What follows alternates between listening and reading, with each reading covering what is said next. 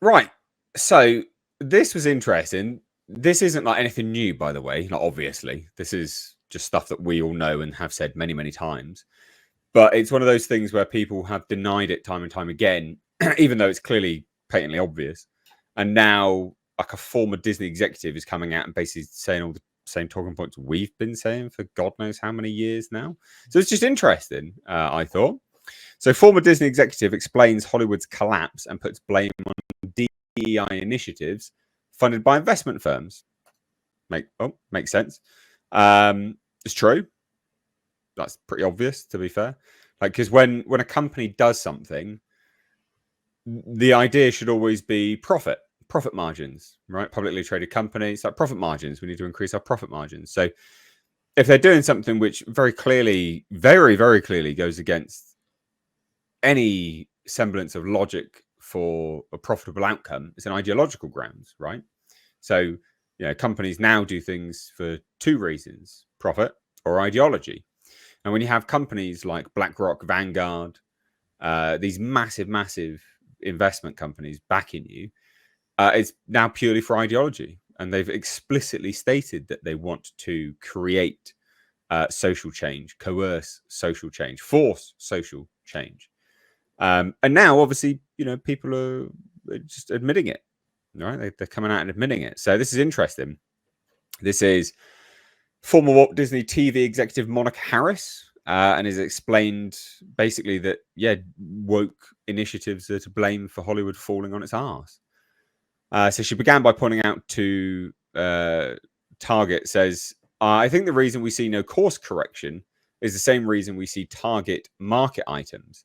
And I think we know which items I'm talking about that clearly don't appeal to consumers. That's like, they had like just loads of like Pride stuff and random bits of just weird stuff, basically. I think when you have like trans Cheerios and stuff like that, you're making a statement that has nothing to do with your audience and its tastes. Yeah, obvious. What we've seen in the corporate world, and I'm going somewhere with this, what we've seen in the corporate world is this fastidious and slavish adherence to ESG principles, which are really just DEI in practice, in products and in hiring in the corporate world. So these corporations are pursuing these marketing tactics and sales tactics with products that are doomed to flop and do flop, and that lower shareholder value, but they continue them nonetheless. And the deeper I've been digging, and especially my work at FAIR, which is Foundation Against Intolerance and Racism, which I'll blah, blah, blah. But the deeper I've been digging, I've noticed this is happening because the same core group of companies are largely funding or have shareholder stakes, majority shareholder stakes, in Fortune 500 companies and in the S&P 500. We're talking about BlackRock and Vanguard and State Street. When those three companies and their subsidiaries dominate boards of directors and dominate the ownership of stock, then they literally are in the position to tell the companies to adhere to whatever guidelines they'd like. So if DEI is an initiative that these majority shareholders would like companies to pursue, that's what they'll pursue. Because if not, then they'll face the wrath of the people who can yank the money, yank the loans, yank the funding, because it's all about money. So at the end of the day, if you're the CEO, you're like, do I piss off my consumer base and maybe hope I can massage them? Or do I piss off the people who are actually funding me and they're between a rock and a hard place? So this is all obvious, by the way. Like this is not new stuff, but it's just interesting that people are noticing. And she goes further. She says, I think that is very much the same for Hollywood. DEI has swept through the place. The Academy Awards, the nominations are only available to films that hit certain quotas. So when I say that, like films have a quota for like black people or disabled people or gay people, they actually do. Like they actually do have quota, which is just a box checking exercise. It's just nonsense. You have a certain number of people who are black or BIPOC, trans, non-binary, whatever. It's totally the antithesis of what artistic work is about. But what they do have is, because I think Netflix was an example, if they don't adhere to these guidelines, those loans, that funding is going to be yanked. So again, they're between a rock and a hard place. That's the untold story. And Larry Fink is someone that's come out many, many times, CEO of BlackRock. BlackRock has a bigger GDP than most countries. Like it is unreal. Like how much money BlackRock, like what they control is absolutely phenomenal. Like it's just madness. And Larry Fink has come out. I think it's yearly. He comes out, right, and he does a statement about what he wants to start changing in like society. Pretty much every single year, he'll come out and make these statements of change that he wants to elicit, and he does it all through his company. It's disgusting. And he literally says here, 2017, well, behavior is going to have to change. And this is one thing that we're asking companies. You have to force behaviors. And at BlackRock, we are forcing behaviors. 54% of the incoming class are women. We added 4 more points in terms of diverse employment this year. And what we're doing internally, is if you don't achieve these levels of impact, your compensation could be impacted.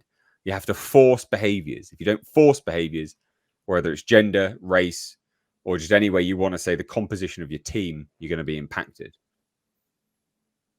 And then he said it further. He's talking about 2022, stakeholder capitalism.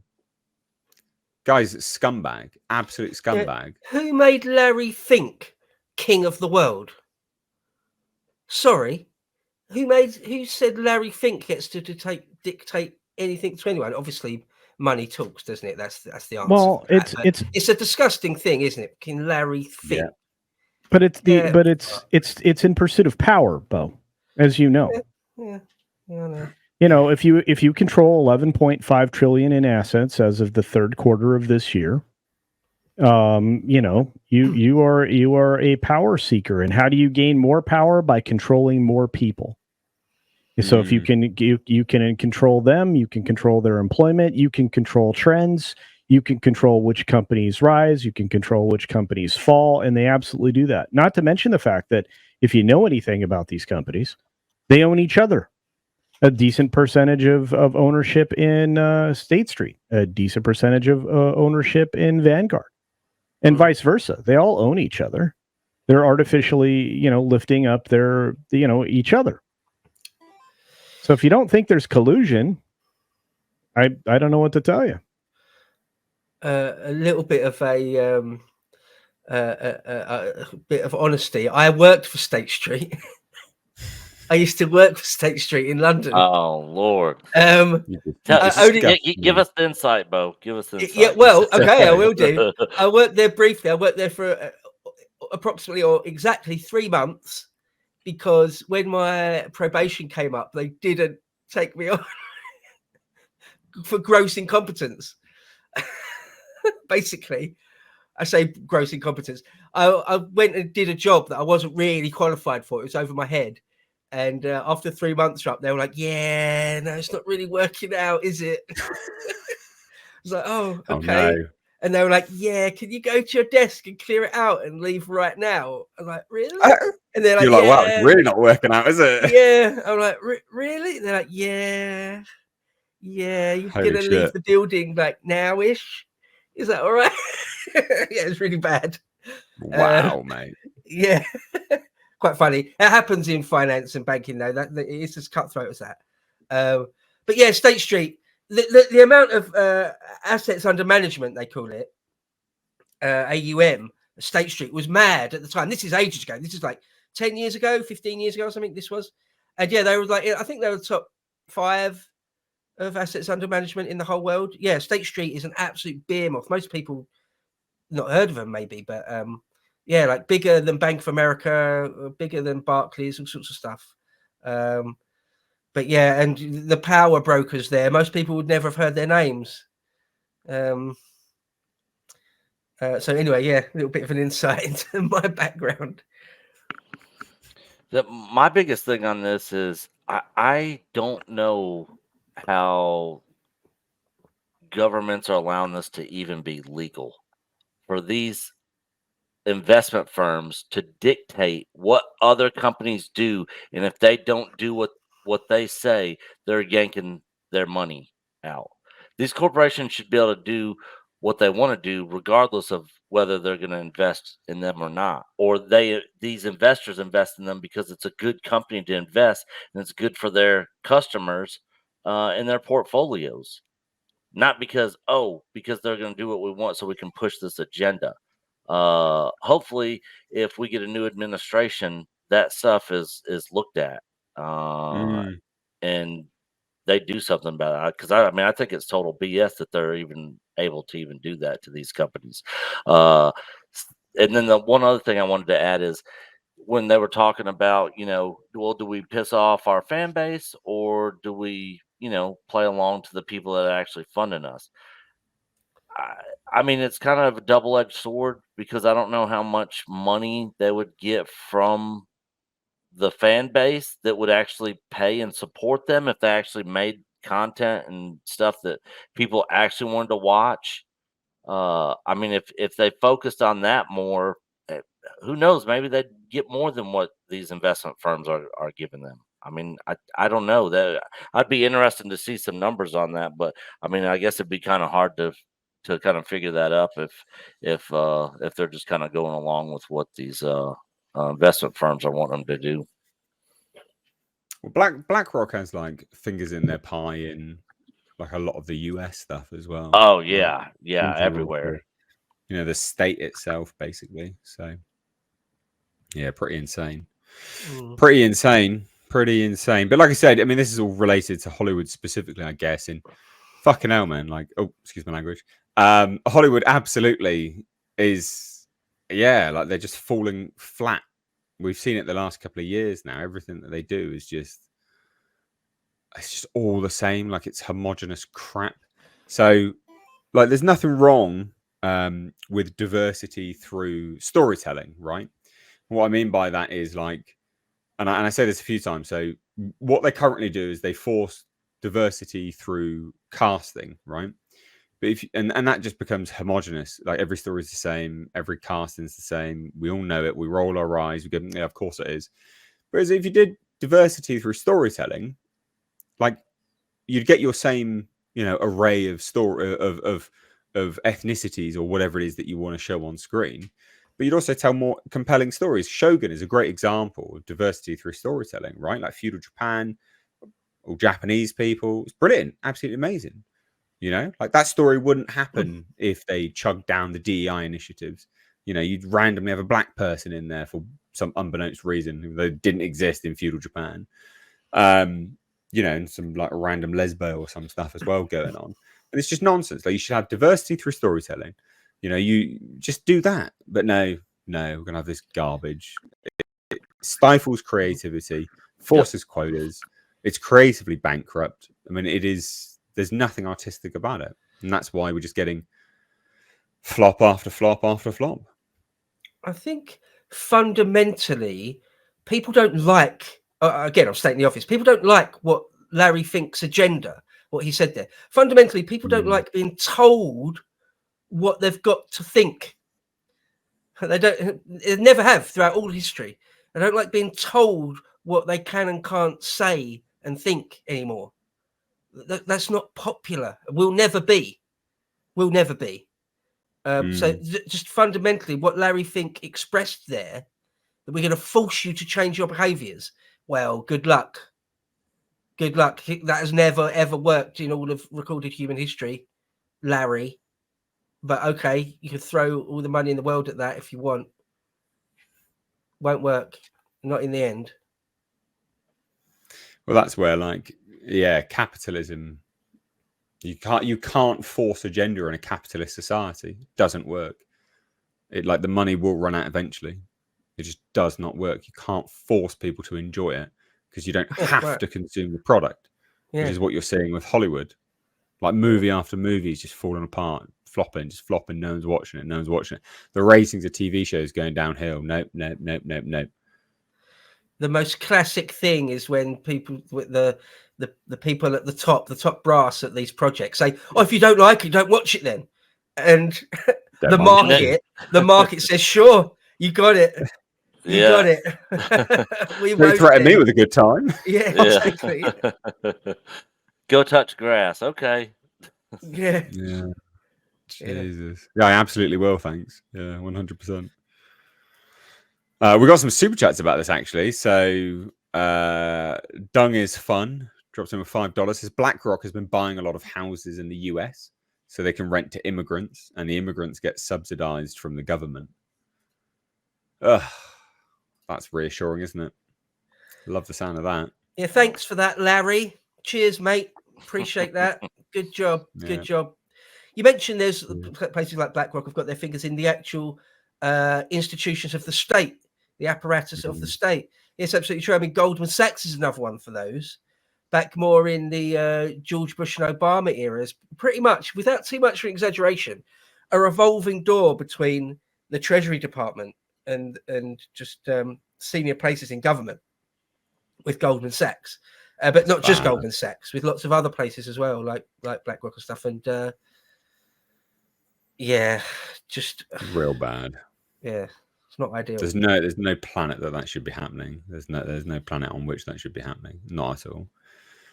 Accent Seller says Larry Fink, to quote Tolkien, though words would seem like wisdom, but for the warning in my heart. Yeah, Larry Fink's scum. Absolute scum. Terrible. But look, keep going. Because I can stay not watching stuff longer than you can keep producing crap. Oh yeah, So there's so much old stuff. There's so much old stuff that I've not even gotten to yet. I mean, I literally could go back. Same thing with video game stuff. I mean, so many old games, so many old shows, movies. I still have not ever watched Sopranos or what's the other one with the biker gang? Sons of Anarchy. Sons of Anarchy. Yeah. Yes. Yeah. I'm going to tell you this. They're not long for the world.